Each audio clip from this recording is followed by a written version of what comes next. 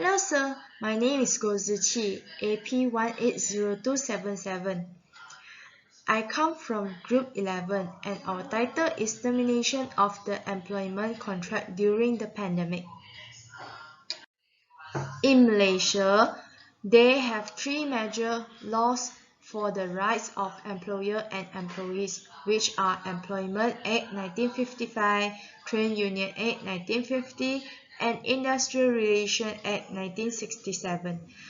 Termination of employment is the end or conclusion of an employee's work with a company.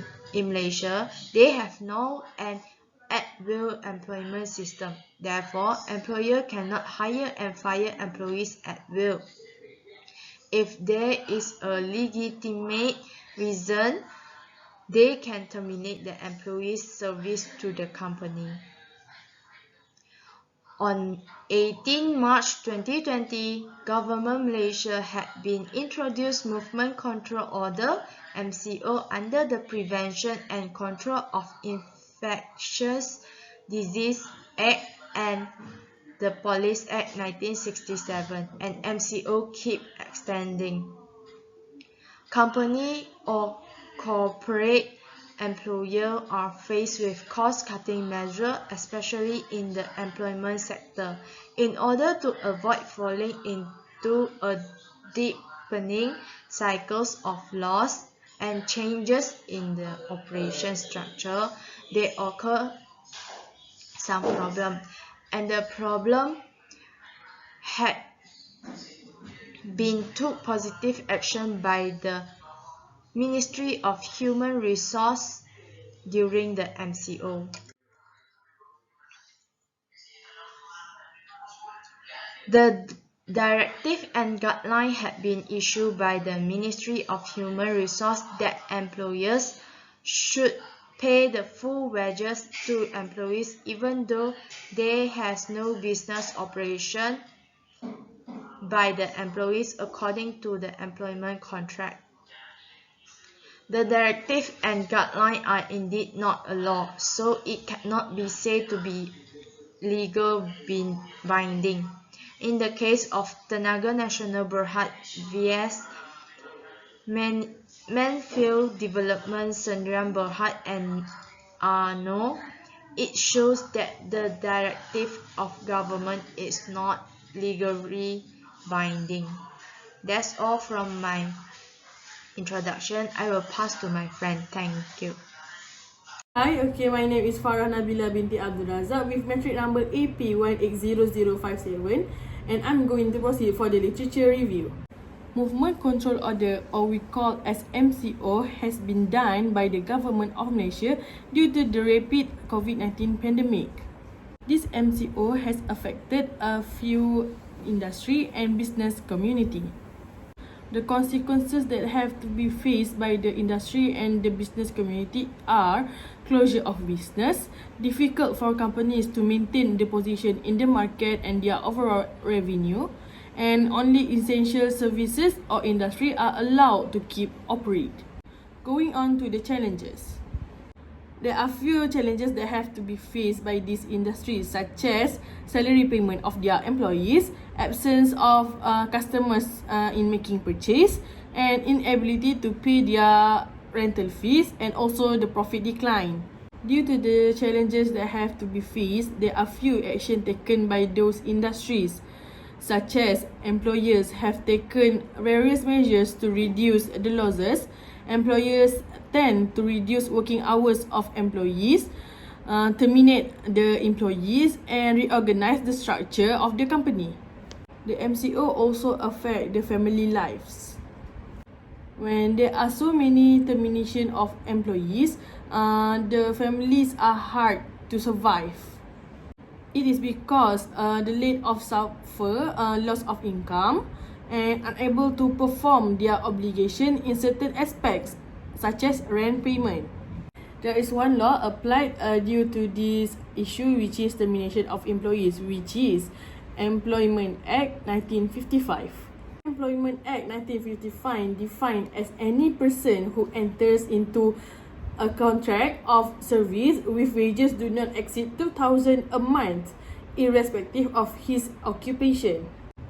It is also defined as a person who enters into a contract of service with an employer irrespective with his amounts of wages a month.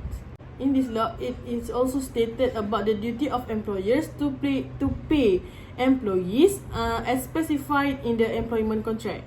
Hi, Assalamualaikum warahmatullahi wabarakatuh. My name is Intan Rosliana Anini binti Rosli, AP 170406.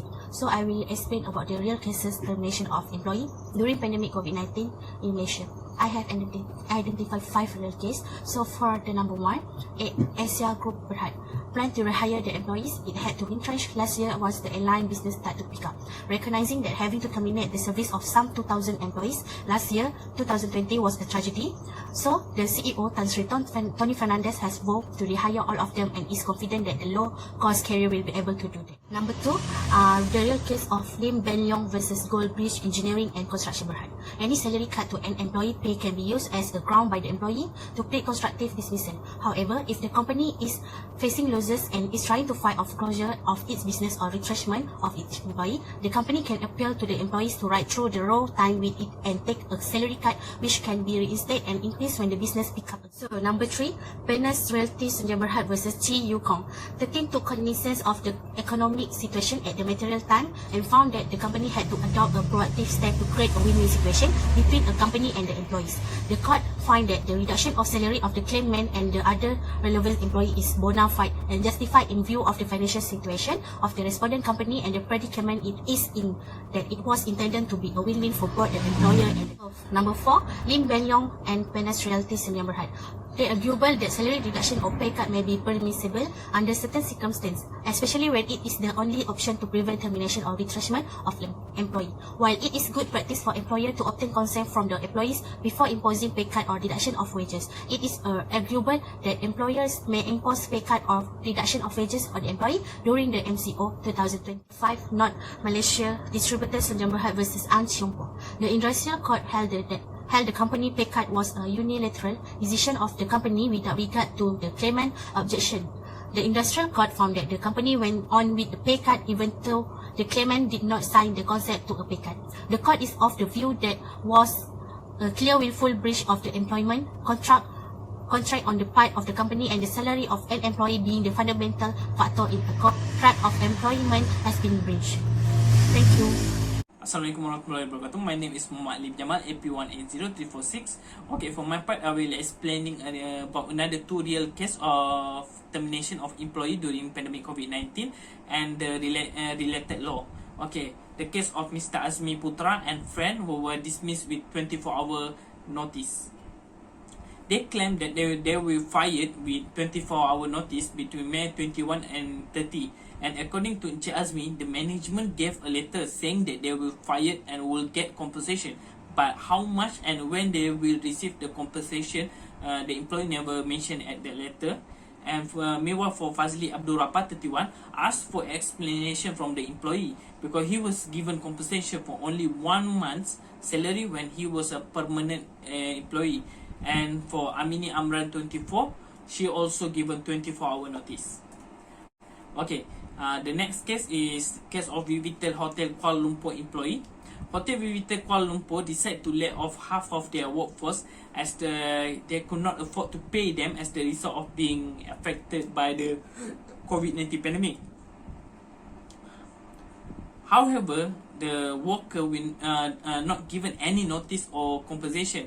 Therefore, Mr. Silva, who is former employee of Vivitel Hotel, who was laid off also, filed a suit against Vivitel Hotel for wanting to defend themselves from the injustice of their employee. This is because the worker think that although the COVID-19 has affected the hotel industry in Malaysia, but the employees still have to pay compensation, and they believe the employee can afford to pay compensation because the hotel has made a lot of profit before COVID-19 pandemic. So for the law, if the employer need to terminate the employee after taking several steps, the employer must take an action and then terminate the employee. So this is the action that can be taken by the employer before terminating the employee are as follow. Number 1, hold discussion between employer and employee or the worker union to terminate employees so that the employers are not stressed when they know they will be terminated. Number 2, the employer provide compensation or termination payment to eligible employees. Number 3, once the consultation is conducted and obtain the consent of the trade union, the employer may implement the termination of the employee based on certain standards. Number 4, the employer must fill in the termination form PK form and report to the nearest JTK at least 30 days before taking action to terminate the employee. Thank you. Okay, the related law. According to Employment Act 1950 and the Sabah Sarawak Ordinance, for employee who has served less than 2 years, get 10 days pay for each year of service. For employee who have served for 2 years but less than 5 years, get 50-day pay for each year of service. For employee who have served for 5 years or more, get 24 working day for each year of service. And for employee who have served not more than a year, is calculated as pro rata according to the full moon, which is more accurate. Okay, employee are entitled to receive written detail of the amount of termination benefit and the method of calculation from the employee. And the termination fee must be paid within 7 days from the time of the termination. Okay, that is from me. Thank you. Hi, my name is Hanim binti Anis. My metric number is AP 180174, and I will conclude our research about termination of employment due to COVID-19. The issue of termination of employees has recently found a place in Malaysia due to the declining economy caused by pandemic COVID-19. The companies or corporate employers are faced with cost-cutting measures, especially in the employment sector, to avoid the declining in the financing and changes in the operating structure. A few of companies need to take steps to save their companies by implementing job termination. According to statistics released by the Ministry of Human Resources a few months ago, there is total about 38,499 workers were laid off last year. According to the Employment Act 1955 and the Sabah Sarawak Ordinance, termination of employment just comply with the employee's contract but cannot be less than the prescribed minimum wage. Besides that, the employers should confirm that abide by the layoff procedure stimulated by the Labour Court to prevent the employees from being unfair treated and becoming a victim in this process termination. Lastly, employee can terminate the employment of contract with reasonable, and that reason actually should be informed to the employee. Based on these issues, there are several ways to avoid termination of employment. Actually, firstly, reduction of salary. Discuss or announce the employees that company might reduce the salary to help the company keep running and avoid termination of employments need to be implemented. This might be tough for the company because some of the employees will not agree because of the salary being cut, but most of the employees are more afraid losing their job during this crisis. Secondly, implementing and reducing the hours for each employee is carried out by the company with various consideration to minimize company expenses. The next is temporarily lay off labor until the time determined by the company. Implemented can reduce the number of workers to be fired. At the same time, the company will not be losing a credibility worker until the company financial can be fixed. And for the terminate employees, if no other matters, the employers needed is to have conversation face to face with the employees because of they can tell them about the situation that company been faced, and at the same time the employers can tell them what actually the benefits they will get if they're going through the process of termination, such as last pay off with actual wages. That's all for me. Thank you.